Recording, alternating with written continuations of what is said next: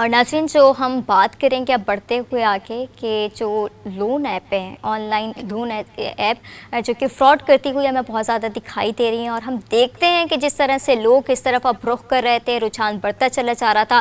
पहले को कितना रुझान नहीं था।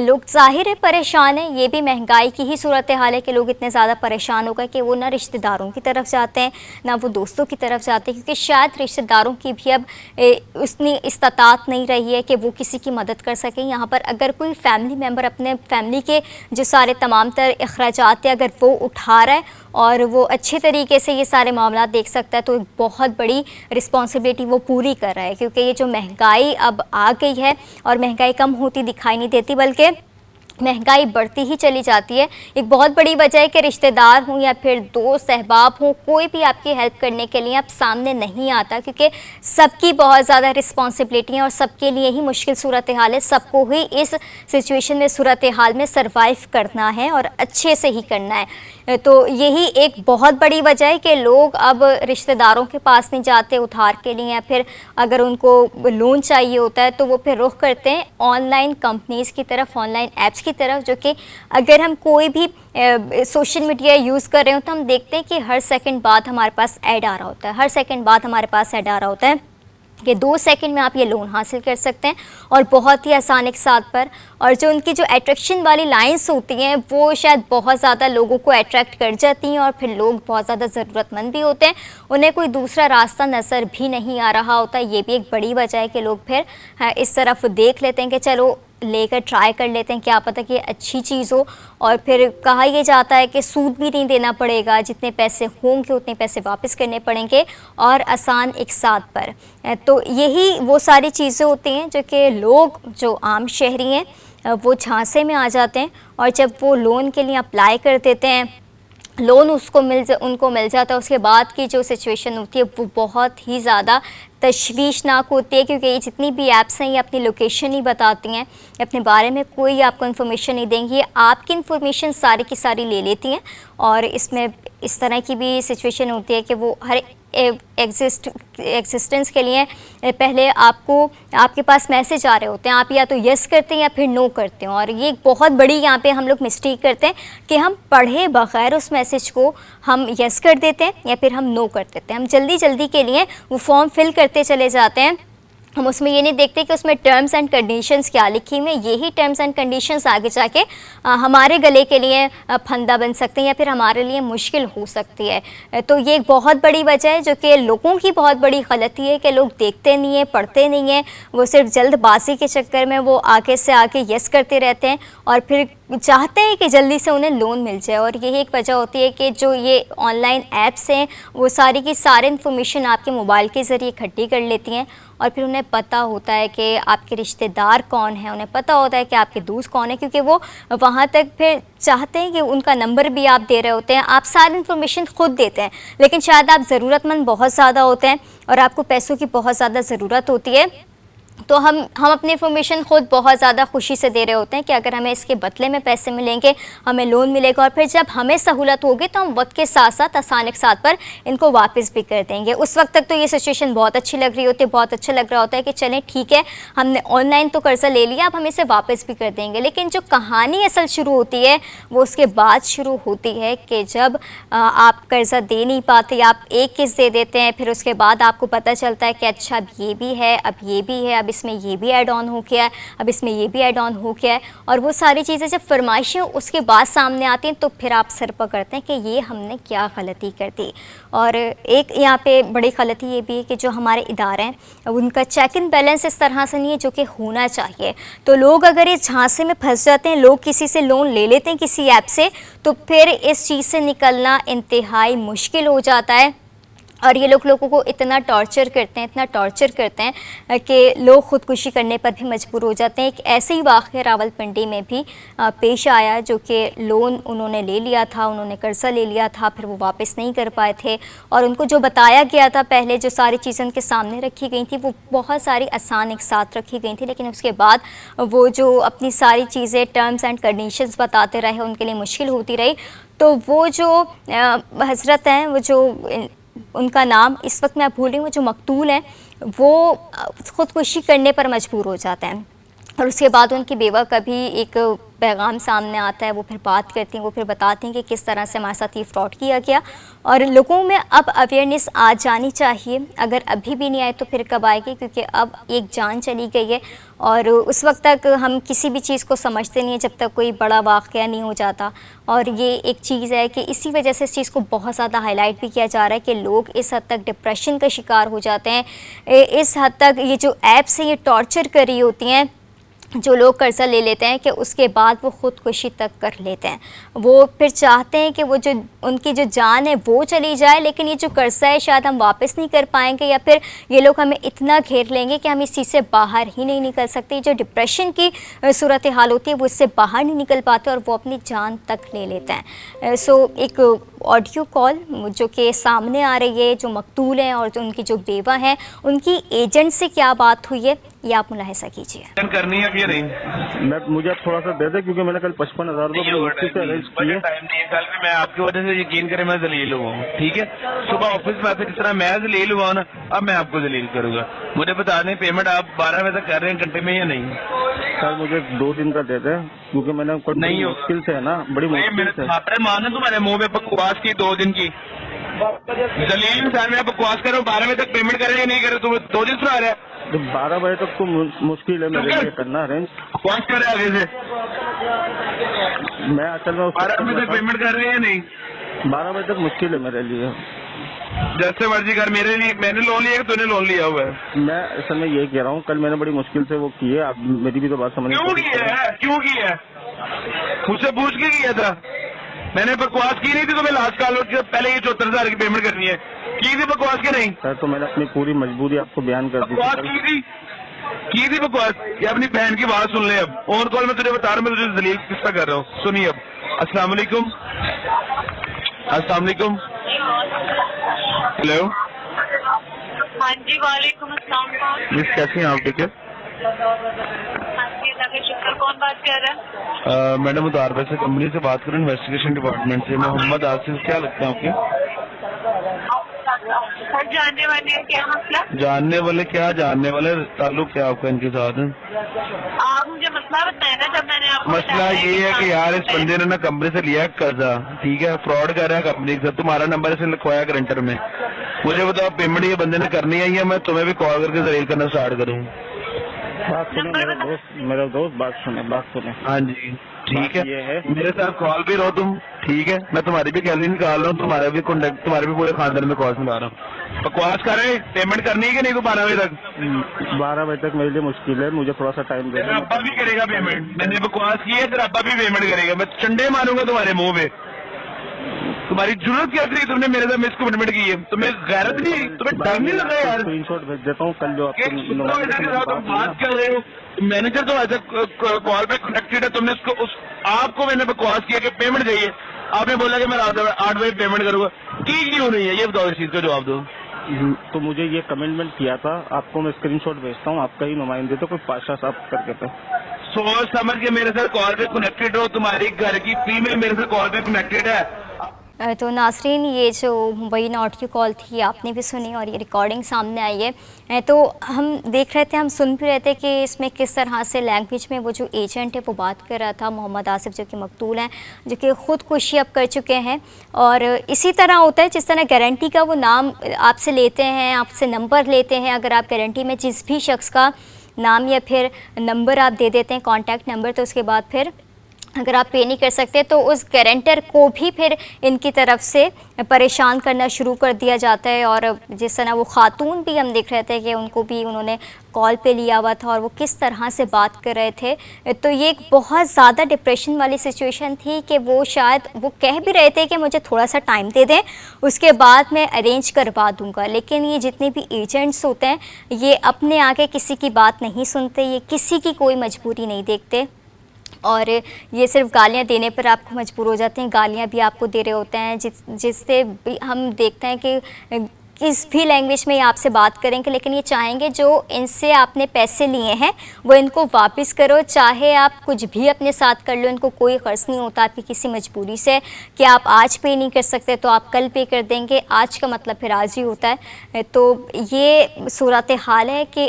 अगर आप लोग सोच भी रहे हैं या फिर आगे पीछे आप देख रहे हैं कि इस तरह के लोग हैं जो कि बहुत मजबूर हैं, और अगर कोई इस तरह का इरादा रखता भी है कि ऑनलाइन फ्रॉड के चक्कर में अगर आप पड़ जाएंगे तो फिर आपके लिए बहुत ज़्यादा मुश्किल हो जाएगा। और अब हम देख रहे हैं कि FIA भी थोड़ा एक्टिव हमें नज़र आ रहे हैं, और इसी तमाम सूरत हाल पर हम बात कर लेते हैं। इस वक्त हमारे साथ मौजूद हैं हसन बेग साहब, सोशल मीडिया एक्टिविस्ट हैं आप। हसन साहब, बहुत शुक्रिया वक्त देने का।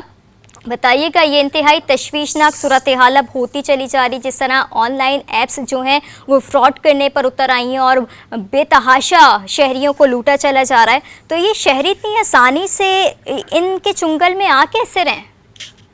देखिए, सबसे पहले तो ये समझना पड़ेगा कर्ज ले कौन रहा है। कोई गाड़ी बंगला बनाने के लिए तो कर्ज लेता नहीं है। हमारे पाकिस्तान में क्या होता है, एक मिडिल क्लास गरीब आदमी अपना कर्ज, पुराना कर्ज चुकाने के लिए नया कर्ज लेता है और वो फिर इस दलदल में फंसता रहता है। अब सिलसिला ये कि जब मैंने पहली बार इसके ऊपर आवाज उठाई, गालिबन आज से 6-7 महीने पहले की बात है, और मैंने बोला कि तरीकेकार ये होता है कि जब आप कोई भी एप्लीकेशन को अपने पास डाउनलोड करते हैं तो उसके बाद जो है ना अलाउ करते रहना, एक्सेस देते रहते हैं उसको अपने मोबाइल फोन का। और जब उनके पास तमाम एक्सेस आ जाता है तो वो क्या करते हैं, आपको थ्रेट करना शुरू कर देते हैं कि आपके रिश्तेदारों को फोन कर देंगे, माओ बहनों बेटियों की तस्वीरें मोबाइल के अंदर होती हैं, वो उस पर एक्सेस कर सकते हैं। मतलब ये है कि हमारे यहाँ इसके खिलाफ कोई कार्रवाई नहीं हो रही। एक तो ये तो छोटी सी बात है, वो जो ट्रेडिंग ऐप आ गई है आजकल, वो जो पता नहीं कौन कौन से जिस बीच में बैन भी किया गया है, उनको दोबारा खोल दिया गया है और उस पे काम हो रहा है। 2 नंबर प्लॉट बेचने वाले जो लोग हैं वो आजकल आ गए हैं, वो क्या करते हैं, यूट्यूबर इन्फ्लुएंसर को जो है बुलाते हैं, उनसे कमर्शियल करवाते हैं और लोग जो है अपनी पूरी जिंदगी की जमा पूंजी जो है उधर लगा देते हैं। अभी तो ये सिलसिला शुरू हुआ है जी। लेकिन अफसोस का मुकाम यह है कि हमारे यहाँ जब तक 2-3 मौतें नहीं हो जाती हमारा जमीर नहीं जागता। आज से 6 महीने पहले इसके ऊपर कोई बात नहीं कर रहा था, लेकिन जो चीज ट्रेंडिंग टॉपिक पे होती है, तमाम यूट्यूबर, तमाम सोशल मीडिया, तमाम इन्फ्लुएंसर एक्टिव हो जाते हैं। वो सिर्फ अपने व्यूज के चक्कर में होते हैं, गरीब आदमी की कोई बात नहीं कर रहा। आजकल सोशल मीडिया पे एक इन्फ्लुएंसर जो होता है वो अपनी गाड़ी बंगला दिखाया जा रहा है ना, तो गरीब आदमी तो वो कोशिश करता है कि मैं भी इन जैसा बन जाऊं, वो इन चक्रों में पड़ता है झांसों में। तो भाई साइबर क्राइम वालों को इसके खिलाफ एक्शन लेना है। हर यूट्यूब की वीडियो पे पहला आइडिया आता है और इनकी एक नहीं है। अगर एक एप्लीकेशन को बैन करते हैं तो उन्हीं की दूसरी एप्लीकेशन होती है, वो उसके जरिए कार्रवाई शुरू कर देते हैं, काम शुरू कर देते हैं। मेरे पास कल रात से अब तक 100 से ऊपर मैसेजेस आ चुके हैं कि सर हमने इस पे लोन लिया था, हम फंस चुके हैं, हम क्या करें। अब ये तो सिलसिला रोकना है ना, ये तो आपकी हुकूमतों को देखना है। लेकिन हुकूमत हमारी क्या है, हमारी हुकूमत ने तो हमें दाल चीनी आटा दाल इस पे लगाया हुआ है, क्या करेगी। गरीब आदमी की कोई बात नहीं कर रहा है इस वक्त। गरीब आदमी बहुत मुश्किल में। वही वाली बात है कि हमारे कोई भी चीज पे ये होता है कि जो ट्रेंड पर आती है उस पे जो है लोग बात करने लग जाते हैं, उसके बाद 4 दिन बाद इसके ऊपर भी कोई बात नहीं करेगा और ये उसी तरह धंधा चलता रहेगा जिस तरह से माजी में चलता रहेगा। जी अच्छा, तो ये लोगों का भी तो कितनी बड़ी गलती है कि वो एक्सेस खुद देते रहते हैं, देखते नहीं है, पढ़ते नहीं है, बस लोन के लिए कि लोन किसी तरह मिल जाए, सामने लिखा हुआ क्या आ रहा है बस यस करते चले जाते हैं। तो गलती तो आवाम की भी यहाँ पर है। एजुकेट नहीं किया जाना ना। हमारे 70% मोबाइल फोन जो इस्तेमाल करते हैं वो एजुकेटेड लोग नहीं है। और दूसरी बात, कोई भी हम लोग मोबाइल में, मैं तो इस एजुकेशन लोन ऐप की बात नहीं कर रहा, कोई भी गेम की भी ऐप करते हैं, आप खोलते हैं तो आप उसमें सारे एक्सेस दे देते हैं। हमारे यहाँ असल में करिकुलम का मसला है ना, हमारे यहाँ स्कूलों में बताया नहीं जा रहा कि ये जो आजकल इंटरनेट जो है वो किस तरह से आपकी जिंदगी में जो है इम्प्लीमेंट हो चुका है।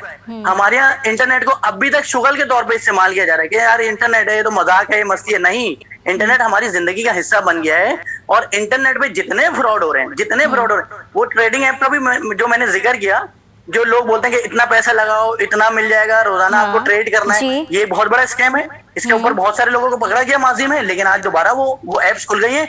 और कौन प्रमोट कर रहा है? मुझ जैसे, आप जैसे इन्फ्लुएंसर प्रमोट कर रहे हैं इनको, सिर्फ अपने 4 पैसे बनाने के लिए। और इस पे कौन फंस रहा है? गरीब मिडिल क्लास आदमी तो फंसते जा रहे हैं ना। ये काम हमें ठीक करना पड़ेगा। आपको लगता है कि लोगों को अवेयरनेस देनी कैसे चाहिए? अगर लोग अवेयर हो भी जाएं, लेकिन महंगाई एक तरफ इतनी बढ़ गई है, इश्यूज प्रॉब्लम्स इतने हो गए कि रिश्तेदारों के पास आप जा नहीं सकते, कोई दोस्त यार आपको पैसे दे नहीं सकता, तो फिर एक हमारे पास यही सोल्यूशन रह जाता है कि हम किसी ऑनलाइन ऐप के पास चले जाएं और वो हमें लोन दे दे। देखिए गरीब आदमी तो मैं बता रहा हूँ ना, आईफोन खरीदने के लिए लोन नहीं लेना ना, वो तो माजी में जो उसने कर्ज लिया था उससे परेशान आके उसका दोस्त यार जो रिश्तेदार है वो उसको पैसा दे नहीं रहा, तो वो इस एप्स के झांसों में आ जाता है। और ये एप्स बताती हैं कि आपको इतना सूद नहीं देना पड़ेगा, आपको उतने पैसे नहीं देने पड़ेंगे, आपको 0% सूद देना है। वो फिर जो है ना उनको इंस्टेंट जो है पैसे देते हैं, 5, 10, 15 हजार 20 हजार रुपए जो दे देते हैं। ठीक है, फिर क्या होता है कि वो सारा सूद चुका भी देते हैं, उसके बाद भी जो है ना वो सूद चलता ही रहता है जिंदगी भर, और फिर वो थ्रेट करना शुरू कर देते हैं। देखिए इन सारी चीजों पे कार्रवाई होनी पड़ेगी। जब तक देखें, जब तक ये चीज सामने रहेगी, हमारी आंखों के सामने ये इस्तेमाल होती रहेगी, जब तक ये बैन नहीं होंगी। अभी भी मैं आपसे जब बात कर रहा हूँ, मैं मोबाइल फोन यूज कर रहा था, मुझे 4 जरूरत कैश फलाना वो ये एप्स के इश्तिहार अभी भी चल रहे हैं, अभी भी स्क्रीनशॉट चल रहे हैं, हर पेजेस पे चल रहे हैं। अच्छा, FIA कुछ मुतालिक तो हमें आपको नहीं रोक सकते ना, इदारे रोकेंगे। फेसबुक फौरन से बंद हो जाता है जब एक सियासी तंजीम कोई बात करती है, यूट्यूब फौरन बंद हो जाता है। लेकिन FIA थोड़ी मुतारिक तो दिखाई दे रही है, जिस तरह हम देख रहे हैं कि रावलपिंडी में जो वाकया पेश आया है, जो कि इसी तरह का मुतासरा शख्स था, वो खुदकुशी करने पर मजबूर हो गया, उसने खुदकुशी कर ली। उसके बाद फिर FIA हरकत में आती है, 9 अफराद को उन्होंने गिरफ्तार भी किया है। तो हमारे यहाँ जिंदगियों को हारना क्यों पड़ेगा? हमारे यहाँ लोग जब तक मरेंगे नहीं, जब तक हमारा जमीर नहीं जाएगी, जब तक FIA, जब तक ये जो इदारे हैं कार्रवाई नहीं करेंगे। हमारे यहाँ यही होता है ना, अगर कहीं किसी जगह ब्लास्ट हो जाता है तो उस जगह सिक्योरिटी बढ़ा दी जाती है, कभी स्कूल में कोई हादसा हो जाता है तो उधर सिक्योरिटी बढ़ाई जाती है। हादसा होने से पहले क्यों नहीं रोका जाता? हम इंतजार करते हैं 2, 4, 5, 10 लोग मर जाएंगे, उसके बाद कार्रवाई की जाएगी। वो भाई हादसा होने से पहले रोकना है आपको। अच्छा, जिस तरह आप कह रहे हैं कि आप पहले भी इस पर आवाज के नीचे कमेंट्स पढ़ें जी, आप कह रहे हैं कि पहले भी आप इस पर आवाज उठाते रहे हैं, और ये एक जाहिर है ये स्कीम्स की जिस तरह तादाद बढ़ती चली जा रही है, रोकथाम तो जरूरी है, लेकिन हम फिर भी देखते हैं कि इदारे उस तरह हमें एक्टिव नजर नहीं आते। तो क्या कहीं ना कहीं मुतालिका इदारे इनके साथ तो नहीं मिले हुए होते? नहीं, साथ मिलने की बात नहीं। देखें इदारे जो है ना, इदारे कभी भी आम आदमी की बात नहीं करेंगे। अगर इदारों को जहां पर कार्रवाई भी करनी होती है, वो क्या करते हैं, सील कर देते हैं। वो कुछ उस पे क्लॉज लगाते हैं कि भाई आपको ये सारी चीजें सही करनी है। उसके बाद 4 महीने 6 महीने बाद जो है वो सारी चीजें ऑन हो जाती हैं। आज से पहले कितनी एप्स बैंड हुई हैं, वो सारी एप्स जो बंद हुई हैं वो आप काम नहीं कर रही क्या? और जब बंद भी हो जाती है तो VPN के जरिए काम नहीं कर रही, इदारे VPN बंद नहीं कर सकते क्या? ये सारा सिलसिला, वो जो बीच में गेम बैन हो जाए, वो जो PUBG, उसमें सुसाइड कर ली थी किसी ने PUBG के गेम में, बहुत सारे वाकयात हुए हैं। सॉरी, बहुत सारे वाकयात ऐसे हुए हैं। अगर हम गेमिंग की उठा लें तो गेम में लोग खुदकुशियां हुई, उसके बाद वो गेम बैन कर दिया, फिर दोबारा आज वो हर बच्चा गेम खेल रहा है, और वो इतना इन्वॉल्व हो जाता है उस गेम के अंदर, वो अपनी सारी इंफॉर्मेशन दे रहा होता है, अपने घर की तमाम बातें बता रहा होता है, सब शेयर कर रहा होता है, और उसके जरिए फिर आगे जाके हादसा होता है, फिर 4 दिन के लिए बैन होती है, फिर दोबारा ठीक हो जाती है। इसको ठीक तरीके से ऑपरेट किया जाना चाहिए। साइबर क्राइम डिपार्टमेंट जो है, इसको एक्टिव होना पड़ेगा। लोग शिकायत करते हैं, लोग उस ऐप पे बैड रिव्यूज देते हैं, लेकिन फिर भी कोई काम नहीं करता। हमारे लोन की अगर हम बात करें, लेकिन इम्प्लीमेंटेशन 0 है। लोन की अगर हम बात करें तो बैंक से भी लोन लिया जाता है, लेकिन बैंक तो इस तरह नहीं करता जिस तरह की ये जो एप्स नहीं, बैंक भी करता है। माजी में जो कार लीजिंग जो होती थी, उसमें भी 2-4 खुदकुशियां हुई थी ना, लाहौर में और दूसरे शहरों में। उसके बाद ही लीजिंग वाला सिलसिला खत्म हुआ था ना। वो 4 गुंडे आ जाते थे आपके घर के बाहर, बोलते थे कार का लोन वापस दो वरना हम तुम्हें ये करेंगे वो करेंगे। खुदकुशियां हुई, स्टेट बैंक ने ऑर्डर जारी किया, उसके बाद ये चीज बंद हुई है। मैं ये तो बोला, हम लोग इंतजार करते हैं कि 2-4 लाशें गिरेंगी, फिर उसके बाद काम शुरू होगा। आज जो है बैंक ने अपना प्रोसेस चेंज किया, जब स्टेट बैंक ने उनको ऑर्डर जारी किया तो उसके बाद ये सारी चीजें सही हुई हैं। आज लोन वाली ऐप को भी अगर सख्ती से जो है इस पे इम्प्लीमेंट होंगे जो कानून है, तो फिर ये आने वाले दिनों में आपको ऐसी चीजें नहीं देखने को मिलेंगी। लेकिन मुझे नहीं लगता माजरत के साथ कि ऐसा आने वाले दिनों में होगा। अभी तो चले कुछ थोड़ा बहुत एक्टिव नज़र आ रहे हैं इदारे, लेकिन जिस तरह आपकी बात बिल्कुल ठीक है, ये एक हकीकत है, इससे नज़रें चुराई नहीं जा सकती कि जिस वक्त कुछ वाक़या कोई हादसा हो जाता है उस वक्त सारे के सारे इदारे मुतहरिक हो जाते हैं, काम भी होना शुरू हो जाता है, लेकिन वो काम फिर से दोबारा स्टार्ट हो जाता है, लेकिन पूछने वाला कोई नहीं होता। तो अब सवाल ये है कि जो हमारे इदारे हैं अगर दोबारा से खामोश हो जाते हैं तो इनके ऊपर कितना बड़ा सवालिया निशान है। अगर ये तमाम तरह इनके खिलाफ कार्रवाई कर नहीं सकते, और फिर एक ख़तरा कितना बड़ा है हमारे माशरे के लिए, हमारे लोगों के लिए, हम ये किस तरफ जा रहे हैं? नहीं, गरीब मिडिल क्लास आदमी वैसे मजबूर है, आटा दाल चीनी उससे हासिल नहीं हो रही, 24-22 तारीख को उसकी तनख्वाह खत्म हो जाती है, वो अपने रिश्तेदार से किसी से पैसे मांग नहीं सकता, वो अगर किसी को फोन करता तो लोग उसका फोन नहीं उठाते मुसीबत में, वो बेचारा वैसे ही कर्ज में मुब्तला होता है, वो क्या करता है, पर वो इन एप्स के पीछे भागता है, और ये एप्स कितना लोन देती है, 5, 10, 15, 20 हजार रुपए का, और उसके बाद जो है ना ये जो सूद का सिलसिला है वो तो खत्म ही नहीं होता। मेरे पास तो ऐसे मैसेजेस हैं, लोग बोल रहे हैं कि हमने 20,000 का लोन लिया था, हम 80,000 रुपए यानी कि लाख रुपए अभी तक दे चुके हैं, हमारा लोन ही खत्म नहीं हो रहा, और हमारे घर वालों की तस्वीरें उनके पास मौजूद हैं। अच्छा। हमारे फोन बुक को वो तमाम एक्सेस कर रहे हैं, हमारे रिश्तेदारों को फोन कर रहे हैं वो, और किस तरह के फोन होते हैं वो आपको भी पता है, किस तरह की तस्वीरों से ब्लैकमेल किया जाता है वो आपको भी पता है। एक बेचारा मिडिल क्लास आदमी वो वैसे परेशानी में फंसा हुआ था, फिर उसके बाद ये लोग थ्रेट करना शुरू कर देते हैं, वो क्या करता है, वो फिर ये संगीन अच्छा, तो ये सिलसिला शुरू कैसे होता है, ये मामला शुरू कैसे होता है? हमारा ज़मीर जाग जाता है, फिर हम लोग अपनी जिंदगी में मसरूफ हो जाते हैं, क्योंकि हमें अपना घर चलाना है ना, हमें भी जाहिर सी बात है हम कितना लड़ सकते हैं किसी से, ठीक है। अगर अच्छा, हम ये हसन बात साहब, करते हैं तो हमारा घर कौन चलाएगा? हमें साइकिल ऐसी बना दी है कि हम इश्यूज पे बात कर ही नहीं सकते। जी, ये पूछना मैं ये चाह रही थी कि ये सिलसिला शुरू कैसे होता है? जब भी कोई शख्स अगर लोन लेने के लिए जाता है किसी भी ऐप के पास, तो क्या पहले से उन्हें बताया नहीं जाता, इन्फॉर्मेशन उस तरह से दी नहीं जाती कि लोग आराम से लोन ले लेते हैं, उसके बाद फिर जो वो फंसते हैं, फिर सूद जिस तरह बढ़ता रहता है, तो वो क्या टर्म्स एंड कंडीशंस वक्त के साथ साथ इनकी चेंज होती हैं? ये क्या प्रोसेस होता है? देखिए मैं बताऊं, 70 to 80% लोग जो हैं जो अंग्रेजी सही तरह पढ़ नहीं सकते और अंग्रेजी सही तरह समझ नहीं सकते, और जहां तक बात है टर्म्स एंड कंडीशन, हमारे यहाँ जो इस तरह से बना दिए गए, हमारे यहाँ कानून कोई पढ़ता ही नहीं है, हमारे यहाँ वो जो छोटी छोटी राइटिंगों में लिखा होता है उसको सब एक्सेप्ट करते रहते हैं, और वो लीगल जितनी भी अपनी राइट्स होते हैं वो तमाम उनको दे देते हैं, उन टर्म्स एंड कंडीशन को फॉलो करते हुए। वो उसमें बता रहे होते हैं कि हम आपका कैमरा एक्सेस कर सकते हैं, हम आपका जो है फोन बुक एक्सेस कर सकते हैं, वो सब हम अलाउ करते रहते हैं। तो लीगली जो है कंज्यूमर कोर्ट में अगर वो बंदा जाएगा अभी, तो उसने अपने तमाम राइट्स उनको ऑलरेडी दिए हुए हैं, तो कंज्यूमर कोर्ट उसकी बात नहीं सुनेगा। लेकिन अभी तो सिलसिला ये हुआ ना, एक शख्स ने खुदकुशी कर ली और मीडिया इसके ऊपर एक्टिव हो गया, तो ये सारी कार्रवाई हो रही है। जब ये मामला ठंडा हो जाएगा तो आप देखिएगा वही सिलसिला वैसे ही चलता रहेगा। तो ये एक बदनसीब मुल्क है जिसमें जो है एक आवाम जो है वो सिर्फ रो सकती है, वो कुछ नहीं कर सकती। अगर कोई नीचे आपके मोहल्ले में जाके आप अगर सब्जी और जो चिकन वगैरह महंगी लेते हैं उसकी भी कहाँ कंप्लेन कर पाते हैं आप किसी के पास? कोई आपके पास, अरे मैं किसी और की क्या बात करूं, सहाफियों की तनख्वाह रुक जाती है तो वो किसके पास जा सकते हैं? किसी के पास भी नहीं जा सकते। हमारे यहाँ तो लॉस का पता ही नहीं है ना, और लॉस बेचारा कोर्ट में जा ही नहीं सकता। वो अगर किसी अदालतों के चक्करों में भरता है तो वो तो सालों से लग जाते हैं उसको 15,000 रुपए की सैलरी का केस करने में।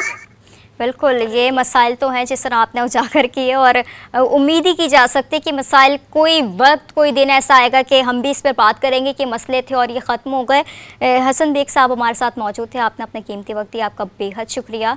और ये लोन्स की बात कर लें या फिर ये ऑनलाइन ऐप्स की बात कर लें, जिस तरह से फ्रॉड किया जा रहा है, तो आवाम को ही अपने आप का ख्याल रखना पड़ेगा, आवाम को ही ये देखना पड़ेगा कि वो किस फ्रॉड में फंसने के लिए जा रहे हैं और वो क्या बेहतर करें और वो किस चीज़ से बच सकते हैं। तो यकीनन आप बचिए, क्योंकि अगर आप इनके स्कैम में आ गए, अगर आप इनके फ्रॉड में आ गए, तो फिर आपका बचना बहुत ज़्यादा मुश्किल हो जाता है, क्योंकि आप लीगली भी आप जाते हैं और आप कोशिश करते हैं कि आप कानूनी तरीके से भी बचें, तो वो फिर हमारा जो कानून है वो कब हरकत में आता है वो आपको भी पता है कि जब खुदकुशी हो चुकी होती है या फिर कोई वाक़या कोई हादसा हो चुका होता है। तो आज के प्रोग्राम से मुझे इजाज़त दीजिएगा और कल हम नई स्टोरीज़ के साथ फिर से हाजिर होंगे। अपना बहुत ख्याल रखिएगा। अल्लाह हाफ़िज़।